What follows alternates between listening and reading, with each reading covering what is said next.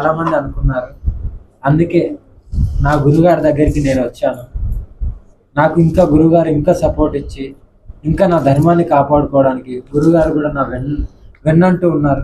ఇంకెంత పోరాటమైనా చేయబోతున్నాను. నేను ఈ 18, 19 తారీఖు నుండి ఎక్కడైతే విమ్లవాడలో దర్గా ఉందో దాని గురించి పోరాడబోతున్నాను. ఆ దర్గా తీసేసే వరకు నేను నా పోరాటాన్ని కొనసాగిస్తాను. ముత్యాలమ్మ గుళ్ళ కానీ లేకుంటే ఆంజనేయ స్వామి గుళ్ళ నవ విగ్రహాలు ఏదైతే ఎన్ని ధ్వంసాలు అవుతుందో నేను హెచ్చరించినప్పటి నుండి ఆ 6 గుళ్ళు ధ్వంసమైనాయి కదా, వాళ్ళు ఎవరు చేశారు ఏంటిది అనేది బయటకు వచ్చే వరకు నా పోరాటాన్ని ఆపను. నేను తెలంగాణకు చేరుకున్న వెంటనే 100%గా నేను ధర్నా చేస్తున్నాను. ఆ గుడిని నేనే స్వయంగా ఒక సుత్త తీసుకొని వెళ్ళి ఏదైతే నా గుళ్ళో ఉందో రాజరాజేశ్వరి టెంపుల్లో దాన్ని కూడా నేను ధ్వంసం చేయబోతున్నాను. ఎన్ని కేసులు వేస్తారో వేసుకోండి.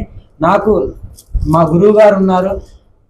ఇలాంటి గురువుగారుల పాద సేవ చేసుకుంటూ నేను జీవితాంతం ఉన్నాను కాబట్టి, నీతి నిజాయితీ ఉన్నా కాబట్టి నా వెన్నకు మా అఘోరి సంస్థ మొత్తం ఉంది, నాగసాధు సంస్థ.